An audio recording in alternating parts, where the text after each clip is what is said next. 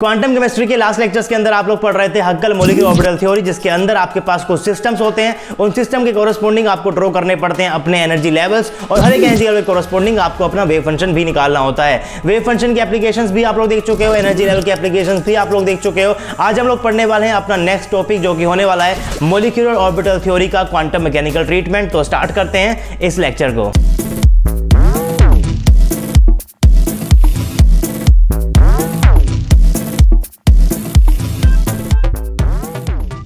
Hey guys, this is RJ and welcome to RJ Academy. So this is lecture number 10 of quantum chemistry and I hope कि आप लोगों ने quantum chemistry को बिल्कुल starting से बिल्कुल बेसिस से फॉलो किया है और आप लोग अपने नोट्स को साथ साथ बना रहे हो और साथ साथ आप लोग यहाँ पर रिवीजन भी कर रहे हो। हम लोग यहाँ पढ़ रहे थे कि आपके पास हक्कल मॉलिक्यूलर ऑर्बिटल थ्योरी क्या होती है। तो इस पर्टिकुलर थ्योरी के अंदर आपके पास यहाँ पर कुछ सिस्टम्स होते हैं, जिन सिस्टम के कोरस्पोंडिंग आप लोग ड्रॉ करते हो अपने एनर्जी लेवल्स को, और उसके बाद आप लोगों ने अपने हर एक एनर्जी लेवल कोरस्पोंडिंग अपने वेव फंक्शन को भी डिटरमाइन किया था। यानी कि आपने यहाँ पर निकाला था साई 1 को, आपने यहाँ पर निकाला था साई 2 को, आपने यहाँ पर निकाला साई 3 को, साई 4 को, यानी कि इस तरीके से आपने अपने हर एक एनर्जी लेवल कोरस्पोंडिंग अपने वेव फंक्शन को भी डिटरमाइन किया था। उसके बाद आपके पास यहां पर जो वेव फंक्शन निकले थे उसकी एप्लीकेशन भी आप लोगों ने देखी थी। आपने देखा था कैसे आप लोग इन फंक्शन की हेल्प से किसी एक इंडिविजुअल कार्बन की चार्ज डेंसिटी को निकाल सकते हो, किन्हीं दो कार्बन के बीच के बॉन्ड ऑर्डर को निकाल सकते हो, और आप लोग किसी इंडिविजुअल कार्बन के फ्री वैलेंस इंडेक्स को निकाल सकते हो। तो आई होप कि आपको ये तीनों की तीनों एप्लीकेशन समझ में आ गई होगी, जो कि आपकी कोरस्पोंडिंग होती है आपके वेव फंक्शन के। और उसके पहले आपने देखा था कि आपने यहां पर जो निकाले हैं एनर्जी लेवल्स,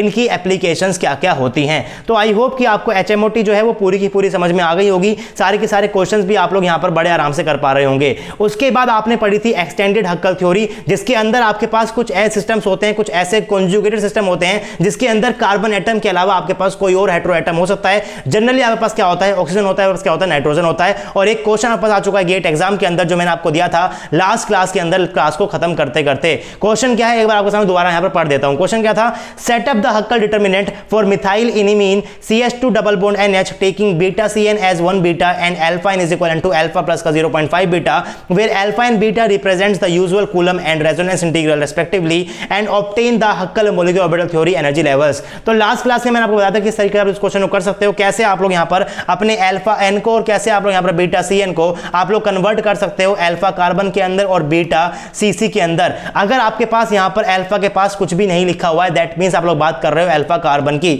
अगर आपके पास यहाँ पर बीटा नीचे कुछ भी नहीं लिखा है, बात कर रहे हो यहाँ पर बीटा CC की, तो आपको यहाँ पर अपने अल्फा n को और बीटा CN को कन्वर्ट करना पड़ेगा अल्फा C के अंदर और बीटा CC के अंदर। कैसे कन्वर्ट करना है वो भी आपको यहाँ पर क्वेश्चन के अंदर ही गिवन है। आपको यहाँ पर ऑलरेडी गिवन है क्वेश्चन के अंदर ही, that alpha n is equal to alpha plus का 0.5 beta and beta CN is equal to 1 beta. तो सब कुछ आपको क्वेश्चन के अंदर ही गिवन है। बस जैसे जैसे आप लोग करते थे CH2 डबल बॉन्ड CH2 के लिए, सेम आपको अब करना पड़ेगा CH2 डबल बॉन्ड NH के लिए। कैसे करते हैं आप लोग, पहले आप लोग यहाँ पर करते थे CH2 double bond CH2 numbering आप लोग करते थे, 1 नंबरिंग करोगे, 2 नंबरिंग करोगे, आप लोग यहाँ पर आते थे C11 C12 C21 C22। अगर आप लोग यहाँ बात कर रहे हो C11 की या फिर C22 क्या लगाते हो, आप लोग लगाते हो यहाँ पर अल्फा को यूज करते हो। आप लोग यहाँ बात करते हो C12 की या फिर C21 की या फिर C13 की या फिर C23 की। उस केस में आप लोग देखते हो कि क्या आपके पास कार्बन नंबर 1 और कार्बन नंबर 2 या फिर कार्बन नंबर 1 और कार्बन नंबर 3 डायरेक्टली कनेक्टेड है या फिर डायरेक्टली कनेक्टेड नहीं है। अगर डायरेक्टली कनेक्टेड है तो मैं बीटा को यूज करता हूं, पर अगर कनेक्टेड मैं क्या लेकर चलूंगा, वहां पर उसको 0 लेकर चलूंगा। तो उस तरीके से आप लोगों ने यहां पर इस टेबल को ड्रॉ किया था, अल्फा C माइनस का E, beta CC, alpha C minus का E। आप लोग यहां पर C का यूज नहीं करोगे, तब भी आपके पास क्या है, अंडरस्टूड है कि आपके पास ये क्या लिखा हुआ है, अल्फा C ही लिखा हुआ है। अगर मैं यहां पर कार्बन कार्बन सिंगल बॉन्ड नहीं लगा, दैट मींस आप लोग क्या बात कर रहे हो कि आपके पास यहां पर दोनों एटम क्या है, कार्बन कार्बन के ही है। अगर सिर्फ बीटा लिखा हुआ है then it means beta CC, अगर सिर्फ अल्फा लिखा हुआ है then it means alpha C। तो इस चीज को भी आपको यहां पर समझना है। तो आपके पास यहां पर सिस्टम है CH2 डबल बॉन्ड NH, मैंने यहां पर नंबरिंग कर दिया, नंबर 1 नंबर 2 मैंने बना दिया C11 C12 C21 C22। अगर मैं बात करूंगा यहां पर C11 की, दैट मींस आपके पास यहां पर जो पाई इलेक्ट्रॉन है ये सिर्फ और सिर्फ इस पर्टिकुलर कार्बन के ऊपर है। अगर कार्बन सिस्टम के ऊपर है, मैं यहां पर क्या यूज करने वाला हूं, मैं यूज करने वाला हूं अल्फा C को। मैं यहां पर क्या यूज करूंगा C12। क्या 1 और 2 डायरेक्टली कनेक्टेड है, तो हां ये कनेक्टेड है, लेकिन क्या ये कार्बन कार्बन के एटम है, तो नहीं, ये आपके पास कार्बन और नाइट्रोजन के एटम है। तो मैं यहां पर बीटा को तो यूज करूंगा, लेकिन मैं वहां पर स्पेसिफाई करूंगा कि आपके पास यहां पर जो दो एटम है वो आपके कौन कौन से हैं, कार्बन के और नाइट्रोजन के। दैट मींस क्या बन जाएगा, पास बन जाएगा बीटा सी एन आपके पास यहां पर बन जाएगा। सेम क्या बन जाएगा, पास बीटा सी एन बन जाएगा, पास क्या बन जाएगा, अल्फा एन माइनस का ही बन जाएगा। पास क्या है, ये आपके पास होने वाला है C22। दैट मींस आपके पास यहां पर पाई इलेक्ट्रॉन है, कहां पर है, नाइट्रोजन के ऊपर ही है। अगर सिर्फ नाइट्रोजन के ऊपर ही है तो मैं क्या यूज करने वाला हूं, अल्फा यूज करूंगा। और क्योंकि नाइट्रोजन है दैट मींस मुझे यहां पर नाइट्रोजन को अलग से स्पेसिफाई करना पड़ेगा। और उसके बाद जहां जहां पर भी आपके पास अल्फा होता है दैट मींस डायगोनल के अंदर आपको यहां पर क्या करना पड़ता है, माइनस ई करना पड़ता है। तो आई होप कि आप लोग यहां पर बड़े आराम से इस तरीके से लिख सकते हो। और उसके बाद आपको गिवन है कि आखिर आपके पास बीटा सी एन क्या है, बराबर होता है वाला है 1.0 इंटू में beta C C. That means बराबर होने वाला है 1.0 इंटू में बीटा। और आपके पास यहां पर अल्फा एन है, ये आपका गिवन है अल्फा प्लस का 0.5 बीटा। दैट मींस आपको यहां पर एक गिवन है अल्फा कार्बन, या आपको यहां पर क्या गिवन है, अल्फा कार्बन और क्या गिवन है, बीटा सी सी गिवन है। अगर कुछ भी नहीं लिखा हुआ है दैट मींस वहां पर कार्बन ही आपको लेकर चलना है। तो बीटा सी एन को आप लोग किस तरीके से कन्वर्ट करने वाले हो, बीटा सी सी के अंदर या फिर बीटा के अंदर भी आप लोग बोल सकते हो, या फिर आप लोग किस तरीके से अल्फा एन को कन्वर्ट करने वाले हो, अल्फा सी और बीटा सी सी के अंदर, या फिर आप लोग इसको बोल सकते हो अल्फा प्लस का 0.5 बीटा भी आप लोग यहां पर इसको डायरेक्टली बोल सकते हो। तो मैंने यहां पर उन्हीं टर्म को यूज किया हुआ है। क्या बन जाएगा, बन जाएगा अल्फा माइनस का, ये क्या बन जाएगा आपके पास, ये बन जाएगा 1.0 इंटू में बीटा का बन जाएगा 1.0 इंटू में बीटा, मैंने यहां पर लिखा हुआ है। ये क्या बन जाएगा अल्फा प्लस का 0.5 बीटा, जो कि आपको गिवन था। ये पास क्या है, ये आपके पास है सिर्फ और सिर्फ अल्फा एन, आपके पास क्या है, सिर्फ और सिर्फ अल्फा एन माइनस ई आपके पास यहां पर ऊपर एज इट इज था, मैंने यहां पर कर दिया उसको एज इट इज लिख दिया। तो सेम इस तरीके से आपको यहां पर सोल्व करना है। सोल्व करने के बाद यहां पर करते हैं, आप कुछ भी नहीं करना पड़ेगा, आपको यहां पर कोई चीजें करनी है। आपको यहां पर पहले उसको बीटा से डिवाइड करना है, फिर आपको alpha minus E by beta को एक्स लेकर चलना है, एक्स की वैल्यूज को निकालना है, एक्स की वैल्यू से आपको एनर्जी लेवल्स निकालने हैं। सेम उस तरीके से ही आपको यहां पर भी चीजें करनी है। तो आप लोग यहां तक पहुंच गए हो, अल्फा माइनस का ई 1.0 बीटा 1.0 बीटा, अल्फा प्लस का 0.5 बीटा माइनस का ई। अब मैं करने वाला हूं इसको डिवाइड बीटा से, मैं डिवाइड करूंगा, क्या बन जाएगा, बन जाएगा अल्फा माइनस का ई बाय बीटा। यहां पर क्या बन जाएगा, बन जाएगा पास 1.0 बीटा डिवाइड बाय बीटा, बस क्या बन जाएगा, कट जाएगा, सिर्फ 1 बच जाएगा। तो मैंने यहां पर उसको लिखा हुआ है लास्ट के अंदर। अब पास क्या बच जाएगा, बच जाएगा अल्फा माइनस का ई by beta, beta by beta, beta by beta, alpha minus का ई बाय बीटा प्लस का 0.5 बीटा डिवाइड बाय बीटा। मैंने यहां पर क्या किया है, मैंने इसको अलग से डिवाइड कर दिया, बीटा था अल्फा माइनस का ई, अल्फा माइनस का, ये बस क्या था, यहां पर था अल्फा प्लस का 0.5 बीटा माइनस का ई। मैंने इसको क्या लिखा है, मैंने इसको लिखा है अल्फा माइनस का ई प्लस का 0.5 बीटा। फिर मैंने क्या किया है, बीटा से यहां पर इसको डिवाइड कर दिया, मैंने क्या कर दिया, बीटा से मैंने यहां पर इसको डिवाइड कर दिया, मैंने यहां पर इसको अलग अलग करके डिवाइड कर दिया है। उसके बाद आपको वही चीज करनी है, alpha minus E by beta को आपको पुट करना पड़ेगा एक्स। जैसे ही आप लोग यहां पर करोगे उसको एक्स पर, बस क्या बन जाएगा, आपके पास बन जाएगा डिटरमिनेंट कुछ इस टाइप का, x1 इंटू में x प्लस का 0.5। अब इसको क्या सॉल्व करते हैं, आपको पता है आपको कुछ भी नहीं करना पड़ता, आपको मल्टीप्लाई करना पड़ेगा यहां पर इस x को x प्लस 0.5 से, फिर आप लोग करोगे माइनस x इंटू में x प्लस 0.5, फिर आप लोग करोगे माइनस 1 इंटू में 1 आपको करना पड़ता है, 1 इंटू में 1 आपको करना पड़ेगा, क्या बन जाएगा x स्क्वायर प्लस का 0.5 x माइनस का 1 इक्वल टू 0। इसको आप क्या लिख सकते हो, इसको आप x square equal two plus का 1/2x माइनस का 1 इज इक्वल टू 0। मैं यहां पर क्या ले लूंगा मैं यहां पर एलसीएम, आपस इक्वेशन बन जाएगी 2x का स्क्वायर माइनस का x माइनस का 2 इज इक्वल टू 0। उसके बाद कुछ नहीं करना है, आपको सिर्फ और सिर्फ इस पर्टिकुलर इक्वेशन को सॉल्व करना है with the help of quadratic formula. उसका यूज करके आप लोग क्या निकाल सकते हो, x की वैल्यू को निकाल सकते हो। और फिर आपको ये भी पता है कि आपके पास यहां पर क्या होता है, अल्फा माइनस का ई बाय बीटा, पास क्या था, x था। दैट मींस आपके पास ई क्या बन जाएगा, बस बन जाएगा अल्फा माइनस का बीटा x। तो आपके पास यहां पर क्या निकलने वाली है, इस x की दो वैल्यू निकलेगी, उन वैल्यूज को आप लोग यहां पर पुट कर बस क्या निकल जाएंगे, एनर्जी लेवल्स भी निकल जाएंगे। इक्वेशन आपके सामने है, क्वाड्रेटिक फार्मूला आपको पता है क्या होता है, माइनस का b plus minus b square minus का 4ac डिवाइडेड बाय 2a। इस फॉर्मूले को यूज करना है, x की आपको निकालनी है दो वैल्यू, उन वैल्यूज को आप लोग यहां पर पुट कर बस क्या निकल जाएंगे, एनर्जी लेवल्स भी निकल जाएंगे। तो एनर्जी लेवल्स को आप लोग प्लीज निकाल कर देखिएगा कैसे निकलने वाले हैं। CSIR नेट के अंदर अभी तक आपके पास एक्सटेंडेड हक्कल थ्योरी से क्वेश्चन नहीं आया है, बट एग्जाम के अंदर आ सकता है, क्योंकि पास गेट के अंदर पहले वो क्वेश्चन आ चुका है। अब नेक्स्ट क्वेश्चन मैंने यहां पर लिखा हुआ है टी फॉर एग्जाम का। क्वेश्चन क्या है, using extended Huckel theory determine the linear HHH plus और the triangular state H3 plus is more stable. इनके अंदर से कौन स्टेबल है, लीनियर ज्यादा स्टेबल होती है या फिर ट्राइंगुलर स्टेट ज्यादा स्टेबल होती है for H3 positive. Repeat the calculation for H3 and H3 negative. आपको यहां पर उसको H3 के लिए और H3 नेगेटिव के आपको कैलकुलेशन को रिपीट भी करके देखना पड़ेगा। तो मैं आपको एक्सप्लेन करने वाला हूं H3 पॉजिटिव का, उसके बाद आप लोग H3 के लिए और H3 नेगेटिव के लिए आप लोग यहां पर खुद से करके देखना, बड़े इजीली आप लोग यहां पर कर पाओगे। आपको यहां पर यूज क्या करना है, आपको यहां पर यूज करना है एक्सटेंडेड हक्कल थ्योरी। तो एक्सटेंडेड हक्कल थ्योरी में बेसिकली आप लोग क्या करते हो, आप जैसे करते थे हक्कल थ्योरी के अंदर, सेम आप लोग उस तरीके से यहां पर भी अपनी चीजों को कर रहे होते हो। तो आप लोग पढ़ चुके हो हक्कल थ्योरी के अंदर कुछ सिस्टम्स आप लोग वहां पढ़ चुके हो। कार्बन का पास यहां पर सिस्टम था, यहां पर पास क्या था, डबल बॉन्ड था। आप लोग पढ़ चुके हो इस पर्टिकुलर सिस्टम को। तो अगर मैं यहां पर लेकर आऊंगा 3 हाइड्रोजन को और उनको 3 ट्राइंगल की फॉर्म में ड्रॉ करूंगा तो आपके पास कुछ इस टाइप का ही बनने वाला है। बस क्या बन जाएगा, हाइड्रोजन यहां पर लगाओगे, हाइड्रोजन यहां पर लगाओगे, हाइड्रोजन यहां पर लगाओगे, हाइड्रोजन यहां पर लगाओगे और बस क्या प्लस चार्ज है। तो बेसिकली आप लोग इस सिस्टम को आप लोग इससे डायरेक्टली रिलेट कर सकते हो। अगर आप लोग को यहां पर पढ़ना पड़ता है H single bond H single bond H के ऊपर पूरे के ऊपर पॉजिटिव चार्ज, तो ये आपके पास सेम उस टाइप का ही सिस्टम होगा, सेम उस तरीके से ही बिहेव कर रहा होगा जिस तरीके पर क्या बिहेव कर रहा होता है, जिससे बिहेव कर रहा होता है CH2 double bond CH single bond CH2 के ऊपर पॉजिटिव चार्ज, नेगेटिव चार्ज या फिर रेडिकल। ये आपके पास क्या है, सिस्टम है लीनियर। आपके पास क्या होने वाला सिस्टम होने वाला लीनियर। यहां पर कार्बन एटम है, कार्बन एटम है, कार्बन एटम, यहां पर क्या हाइड्रोजन एटम है, हाइड्रोजन एटम है, हाइड्रोजन एटम है। लेकिन हक्कल थ्योरी के अंदर तो आपके पास यहां पर क्या थी, अप्रोक्सीमेशन थी ओवरलैपिंग इंटीग्रल के लिए। दैट मींस चाहे आपके हाइड्रोजन के ऑर्बिटल मिक्स कर रहे हो या फिर कार्बन के मिक्स कर रहे हो, बात क्या होने वाली, सेम होने वाली है। जो अप्रोक्सीमेशन यहां पर ली है वो आपके पास क्या कर रही होगी, सेम यहां पर भी काम कर रही होगी। दैट मींस अगर आपको पढ़ना है यहां पर अपने सिस्टम को, यानी कि सिस्टम लीनियर सिस्टम को आपको पढ़ना पड़ेगा, यानी कि आपको पढ़ना पड़ेगा H single bond H single bond H के ऊपर पॉजिटिव चार्ज। आप इसको डायरेक्टली कर सकते हो रेट किससे, CH2 double bond CH single bond CH2 के ऊपर पॉजिटिव चार्ज, नेगेटिव चार्ज या फिर रेडिकल के साथ। अगर आपको यहां पढ़ना पड़ता है H single bond H single bond H, मैंने साइकिल सिस्टम मैंने बना दिया, इसके ऊपर पॉजिटिव चार्ज है,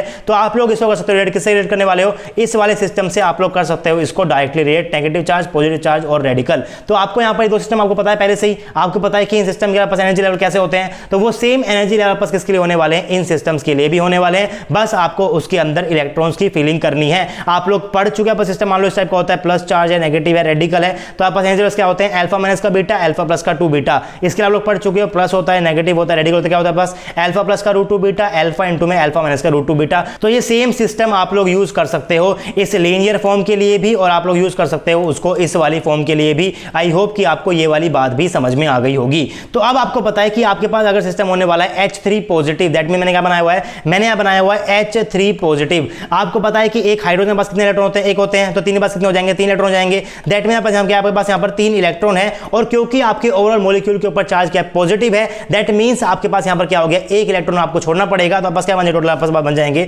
2 इलेक्ट्रॉन्स आपको यहां पर फिल करने पड़ेंगे।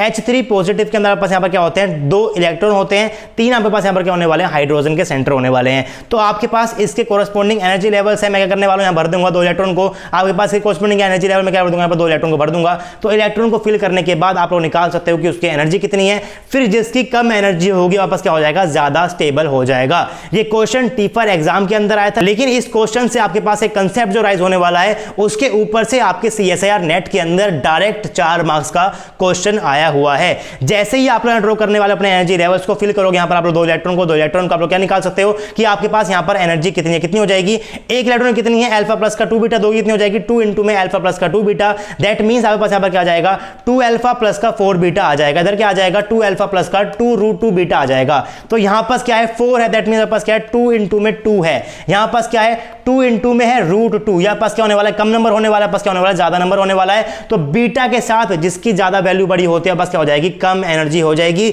बीटा क्या होता है, नेगेटिव होता है। बीटा पास क्या होता है, नेगेटिव होता है। तो बीटा पास यहां पर भी नेगेटिव है, यहां पर भी नेगेटिव, यहां क्या है 2 अल्फा, यहां पर भी क्या है 2 अल्फा है। तो जितना ज्यादा आपके पास कोएफिशिएंट होगा बीटा का, एनर्जी हो जाएगी उतनी कम। दैट मींस आपके पास यहां पर क्या हो जाएगा, ये साइक्लिक वाली जो फॉर्म पास क्या हो जाएगी, यहां पर ज्यादा स्टेबल हो जाएगी। तो आपके पास नेट में जो क्वेश्चन आया था वो क्वेश्चन पास क्या था, क्वेश्चन पास ये था कि आपके पास जो H3 पॉजिटिव है, जो आपके पास यहां पर H3 पॉजिटिव है, इसकी जो मोस्ट स्टेबल फॉर्म है, जो इसकी मोस्ट स्टेबल फॉर्म है, उसके अंदर आपके पास यहां पर H के बीच में बॉन्ड एंगल कितना होता है, बॉन्ड एंगल कितना होता है। तो आपने अभी देखा है कि H3 पॉजिटिव के केस के अंदर आपके पास क्या है, साइक्लिक वाली फॉर्म क्या है, ज्यादा स्टेबल है। और अगर आपके पास ये ज्यादा स्टेबल होगी तो आपके पास एंगल कितना हो जाएगा, 60 डिग्री का हो जाएगा। और ये 60 डिग्री आपको आपके एग्जाम के अंदर बताना था। अब क्वेश्चन आपसे वो दे सकता है कि आपके पास मूल्य हो सकता है, मान लो H3 आपके पास होता है H3 नेगेटिव, तो इस केस के अंदर आपके पास ज्यादा स्टेबल फॉर्म कौन सी होगी, और उस स्टेबल फॉर्म के अंदर आपके पास H के बीच में बॉन्ड एंगल कितना होने वाला है। तो अगर आपको यहां पर निकाल कर देखना है, मान लो आपको निकाल कर देखना है H3 के लिए, तो इसमें आपके पास क्या हो जाएंगे, यहां पर हो जाने वाला 3 इलेक्ट्रॉन। मैं क्या करने वाला हूं, एक यहां फिल कर दूंगा, मैं क्या कर दूंगा, यहां फिल कर दूंगा, मैं एनर्जी निकालूंगा, और जिसकी एनर्जी होने वाली है कम, वो आपके पास क्या हो जाएगी, आपकी मोस्ट स्टेबल फॉर्म हो जाएगी। अगर मैं बात करूंगा H3 नेगेटिव की, दैट मींस आपके क्या हो जाएंगे, टोटल हो जाएंगे 4 इलेक्ट्रॉन्स। तो मैं क्या करूंगा, एक और फिल करूंगा, मैं क्या करूंगा, यहां पर एक और फिल करूंगा, फिर मैं निकालूंगा एनर्जी निकालने के बाद जिसकी एनर्जी होने वाली कम, वापस क्या हो जाएगी, ज्यादा स्टेबल हो जाएगी। और उस स्टेबल फॉर्म का आपको देखना है कि आपके पास H के बीच में बॉन्ड एंगल कितना है, जिसके ऊपर से CSIR नेट के अंदर ऑलरेडी क्वेश्चन आ चुका है। है। Now try to repeat the calculations for S3 negative and H3। यहां पर होने वाले हैं 3 इलेक्ट्रॉन आपस के होने वाले हैं 4 इलेक्ट्रॉन। आपने भी क्या पढ़ा, आपने पढ़ा है H2 पॉजिटिव में क्या किया, फिल किया मैंने यहाँ पर फिल किए हैं 2 इलेक्ट्रॉन्स को। तो बस नंबर ऑफ इलेक्ट्रॉन्स के अंदर ही डिफरेंस है, बाकी सारे के सारे कॉन्सेप्ट आपको यहाँ पर होने वाले हैं सेम ही होने वाले। मैंने यहाँ पर लिखा हुआ है बॉन्ड एंगल बिटवीन HH इन H3 पॉजिटिव। आपको पता है कि स्टेबल फॉर्म क्या होने वाली है, ये होगी। अगर ये होगी तो एंगल कितना हो जाएगा, 60 डिग्री होगी। अगर आपके पास के सिस्टम के लिए अगर आगे स्टेबल फॉर्म मान लो बस क्या हो जाएगा, यहाँ पर एंगल हो जाता है 180 डिग्री। यहाँ पर क्या है आपके पास अनस्टेबल है, तो आपको देखना पड़ेगा कि H3 नेगेटिव के अंदर और H3 के अंदर आपके पास स्टेबल फॉर्म कौन सी है, साइक्लिक वाली है कि लीनियर वाली है। जो स्टेबल होगी वही एंगल आपको यहां पर लेकर चलना पड़ेगा कि आखिर स्टेबल फॉर्म का आपके पास एंगल क्या होता है। तो आई होप कि आपको HMOT जो है वो कंप्लीटली समझ में आ गई होगी, और साथ में आप लोगों ने एक्सटेंडेड हक्कल थ्योरी को भी अब पढ़ लिया है, जिसके ऊपर के आपने क्वेश्चन भी देख लें। गेट एग्जाम क्वेश्चन आए थे आपके पास, कहां पर आए थे, टीफर एग्जाम के अंदर भी क्वेश्चन आया आपके पास, यहां पर गेट एग्जाम के नेट के एग्जाम के अंदर भी क्वेश्चन आया हुआ है। तो प्लीज आपको एक्सटेंडेड को भी पढ़ना है। अगर आपने ये पढ़ लिया तो इसको आप लोग बड़े आराम से समझ पाओगे, और इसके ऊपर से ऑलरेडी क्वेश्चन आ चुके हैं गेट एग्जाम के अंदर, और नेट एग्जाम के अंदर पहले भी क्वेश्चन आ चुका है, तो आने वाले ईयर के अंदर आ सकता है। तो एक्सटेंडेड थ्योरी आपके यहाँ पर क्या हो जाएगी, थोड़ी सी इंपॉर्टेंट हो जाएगी। अब हम लोग चलते हैं आगे, पढ़ते हैं अपनी नेक्स्ट वीक। मैंने यहाँ पर लिखा हुआ है molecular orbital theory quantum mechanical treatment. हम लोग करने वाले हैं quantum mechanical treatment of molecular orbital theory को, जिस सीक्वेंस के अंदर मैं आपको पढ़ा रहा हूँ। मैं पढ़ा रहा हूँ पहले मैंने आपको पढ़ाया HMOT, पढ़ा रहा हूँ आपको MOT, फिर मैं पढ़ाऊंगा VBT। तो मैंने आपको पहले पढ़ाई है HMOT पढ़ाई, फिर मैंने क्या पढ़ाई है MOT पढ़ाई, मैंने क्या पढ़ाई VBT पढ़ाई है। लेकिन रियलिटी के अंदर पहले कौन सी थ्योरी आई थी, पहले पास आई थी VBT, उसके बाद विद इन सेम ईयर पास क्या आ गई थी, MOT भी आ गई थी, और उसके बाद एक साल पास क्या आई थी आपके पास, MOT आई थी। यानी कि पहले क्या आई थी आपके पास, आई थी VBT, फिर पास क्या आई है MOT, फिर पास क्या आई है HMOT आई है। तो इस सीक्वेंस के अंदर आई है, लेकिन हम किसमें पढ़ रहे हैं, हम इसको इस सीक्वेंस के अंदर पढ़ रहे हैं। तो HMOT आपने कवर कर ली है, ये दोनों अब आपकी बहुत ही जल्दी हो जाएगी। तो पहले मैंने यहाँ पर लिखी हुई कुछ बातें, वो बातें मैं आपको पढ़े, तो बातें क्या है, this theory is based on principle of linear combination of atomic orbital molecular approach. आपको पता है कि आपके पास जो एटॉमिक ऑर्बिटल होते हैं वो कंबाइन करेंगे, वो लीनियरली कंबाइन कर क्या बन जाता है, यहाँ पर मॉलिक्यूलर ऑर्बिटल बन जाता है। Molecular orbital are formed by the linear combination of atomic orbital corresponding to particular electron. ये सारी की सारी बातें आप लोग क्लास 11-12 से पढ़ते हुए आ रहे हो, रिलेटेड टू MOT। फिर मैंने यहाँ पर लिखा हुआ है मॉलिक्यूलर ऑर्बिटल आर पॉलीसेंट्रिक। आपको पता है, बात करोगे यहाँ पर S2 मॉलिक्यूल के पास यहाँ पर क्या है, 2 इलेक्ट्रॉन का सिस्टम होने वाला है, लेकिन यहाँ पर जो 2 इलेक्ट्रॉन होते हैं बस होने वाले हैं, दोनों हाइड्रोजन के ऊपर इसका इन्फ्लुएंस होता है। अगर मैं यहाँ पर बात करता हूँ एक सिंगल हाइड्रोजन बात करूंगा, सिंगल हाइड्रोजन के पास क्या होने वाला है, एक इलेक्ट्रॉन यहाँ पर होने होगा, एक आपके पास यहाँ पर होगा। लेकिन जब मैं कर दूंगा इनको कमर्स क्या बन जाएगा पास यहाँ पर HH का एक मॉलिक्यूलर ऑर्बिटल, दैट मींस आपके पास यहाँ पर इलेक्ट्रॉन होने वाले हैं, 2 इलेक्ट्रॉन होने वाले हैं।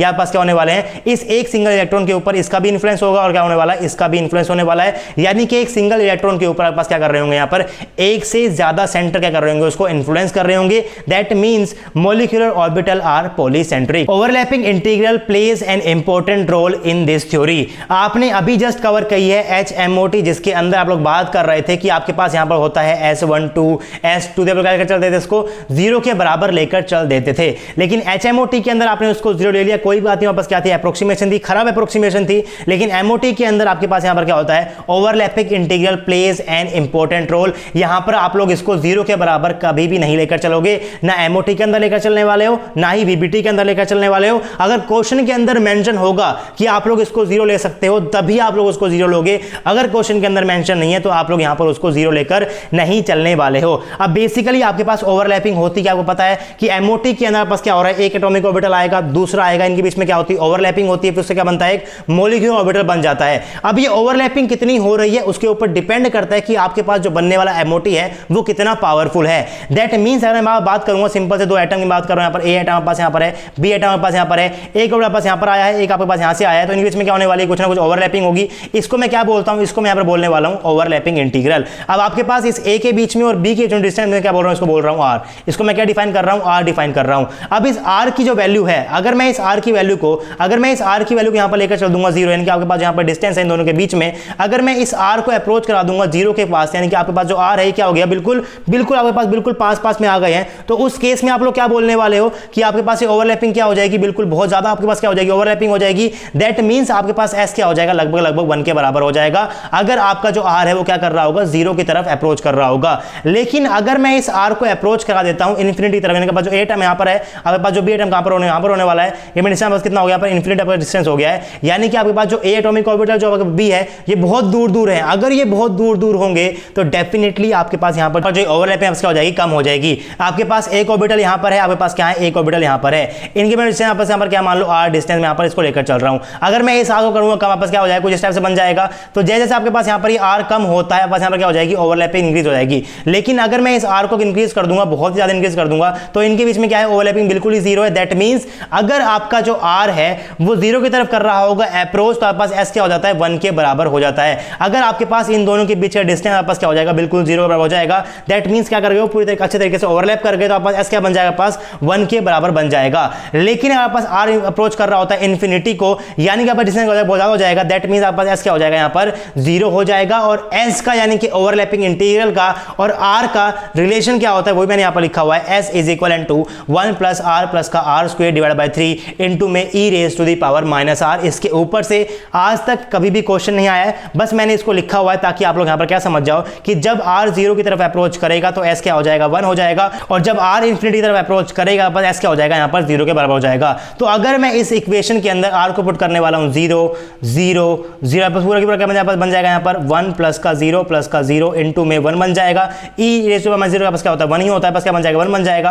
1 इंटू में बस क्या हो जाएगा, 1 के बराबर ही हो जाएगा। लेकिन अगर मैं यहां पर इस आर को पुट कर देता हूं इन्फिनिटी, बस क्या बन जाएगा, इन्फिनिटी इन्फिनिटी इन्फिनिटी। आपको पता है कि E raise to the power minus क्या होने वाला है, वापस होने वाला है 0 के बराबर। दैट मींस क्या होगा, ये बस क्या हो जाएगा, 0 हो जाएगा, यह बस क्या हो जाएगा, इन्फिनिटी हो जाएगा। और इन्फिनिटी इंटू में 0 मैं यहां पर क्या लेकर चल रहा हूं, 0 के बराबर ही लेकर चल रहा हूं। ये क्या बन जाएगा, इन्फिनिटी बस क्या बन जाएगा, E raise to the power minus infinity. That means equal to 0 बस क्या बन जाएगा, 0 इंटू में इन्फिनिटी बस पूरा की पूरा क्या हो जाएगा, वो 0 हो जाएगा। यानी कि आपके पास यहां पर जो ओवरलैपिंग इंटीग्रल की वैल्यू है वो डिपेंड कर रही है कि आपके पास जो एटॉमिक ऑर्बिटल है इनके बीच में डिस्टेंस कितना होता है। डिस्टेंस अगर बहुत जीरो होगा, डिस्टेंस बहुत कम होगा, दैट मींस आपके पास एस की वैल्यू क्या हो गई, कंप्लीटली 1 के बराबर हो गई है। अगर डिस्टेंस बहुत ज्यादा होगा, दैट मींस एस क्या हो गया है, 0 के बराबर हो गया है। तो एस की वैल्यू यहां पर जो है वो काफी ज्यादा इंपॉर्टेंट रोल प्ले करने वाली है। अगर आपका एस बड़ा होता है 0 से, आपके पास वैल्यू आपस कैसी होती है, पॉजिटिव वैल्यू होती है। दैट मींस आपके पास एमओटी कैसा है, आपके पास मॉलिक्यूलर ऑर्बिटल कैसा है, आपके पास वो बॉन्डिंग वाला है। इसमें क्या बोलने वाला हूं, बीएमओ बोलता हूं, बॉन्डिंग मॉलिक्यूलर ऑर्बिटल बोलता हूं।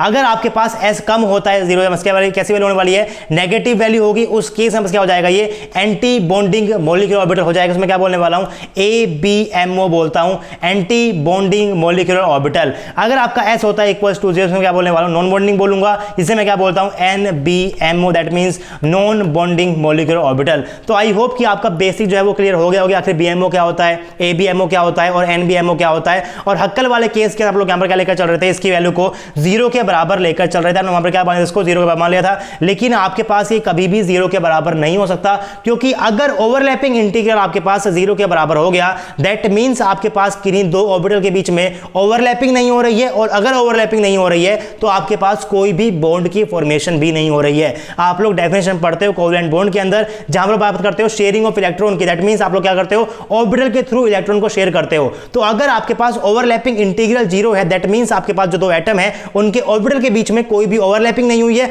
और अगर ओवरलैपिंग नहीं होगी, दैट मींस आपके पास वहां पर कोई बॉन्ड भी नहीं होगा। तो आप लोग पढ़ चुके हो CH2 double bond CH single bond CH2 के ऊपर पॉजिटिव चार्ज, नेगेटिव चार्ज और रेडिकल। आपने यहां पर बात की थी, आपने यहां पर बात की, बस क्या था, नंबर 1, नंबर 2, नंबर 3। आप लोग क्या बोल रहे थे कि इनके बीच में आप ओवरलैपिंग इंटीग्रल क्या है, 0 के बराबर है। आप लोग क्या लेकर चल रहे थे, 5a इंटू में 5b इंटू में लेकर चल रहे थे, इसको 0 के बराबर लेकर चल रहे थे। इसका मतलब क्या है, इसका मतलब यह है कि इन दोनों कार्बन के बीच में जो ऑर्बिटल यहां पर होने वाला है उनके बीच में कोई भी ओवरलैपिंग नहीं है। अगर इनके बीच में कोई भी ओवरलैपिंग नहीं है तो इनके बीच में कोई बॉन्ड ही राइज नहीं करेगा। और अगर बॉन्ड नहीं बनेगा, बस यहां पर कोई भी मॉलिक्यूल नहीं बनेगा। इसीलिए बोलते हैं कि हक्कल ने जो अप्रोक्सीमेशन यूज किया था वो क्या था, बहुत ही ज्यादा बेकार था। क्योंकि वो अप्रोक्सीमेशन ऐसा था कि अगर आप उसको मान के चलोगे तो आपके पास दो कार्बन के बीच में बॉन्ड को भी आप लोग डिफाइन नहीं कर सकते। लेकिन हक्कल ने जब अप्रोक्सीमेशन लिया उसके थ्रू आप लोग कंपैरिजन स्टडी कर सकते हो। अगर आपके पास कुछ सेम टाइप के मॉलिक्यूल्स होते, दैट मींस आप लोग यहां पर CH2 double bond CH single bond CH2 के ऊपर पॉजिटिव चार्ज था, CH2 डबल बॉन्ड CH के सिंगल बॉन्ड CH2 के ऊपर नेगेटिव चार्ज था,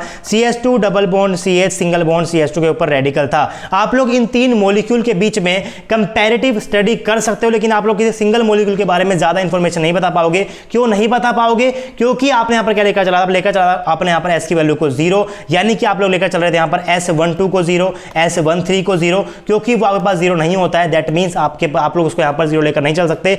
S1 और 3 आप लोग जीरो लेकर चल सकते हो, लेकिन आप लोग यहाँ पर S1 और 2 को जीरो कभी भी नहीं मानोगे। बस 1 और 2 के बीच में क्या है, बॉन्ड है, और वो बॉन्ड तभी होगा जब उनके बीच में क्या हो रहा होगा, ओवरलैपिंग हो रहा होगा। तो आई होप कि आपको समझ में आ गया होगा आखिर ओवरलैपिंग कंसेप्ट क्या होता है। तो आज हम लोगों ने सिर्फ और सिर्फ बिल्कुल बेसिक पढ़ा है कि आखिर एमओटी आपसे क्या कह रही थी, कुछ बेसिक हम लोगों ने यहाँ पर 3-4 बातें की हैं। अब नेक्स्ट क्लास में हम लोग क्या लेकर चलेंगे, हम लोग लेकर चलेंगे अपना डायटोमिक मॉलिक्यूल को, यानी कि AB टाइप मॉलिक्यूल को, और उसके बाद देखेंगे कि एमओटी के थ्रू आप लोग यहाँ पर क्या क्या बता सकते हो। तो आई होप कि आपको एमओटी के बारे में जो बेसिक्स मैंने आपको बताया, जो मैंने छोटी छोटी बातें आपको बताई हैं, ये सारी की सारी बातें आपको समझ में आ गई होंगी। और सबसे इंपॉर्टेंट ये है कि आपको यहाँ पर ओवरलैपिंग इंटीग्रल को जीरो बिल्कुल भी लेकर नहीं चलना है। जीरो आप लोग लेकर चलते हो उसको हक्का केस किया, वापस क्या था, एक बैड अप्रोक्सीमेशन था।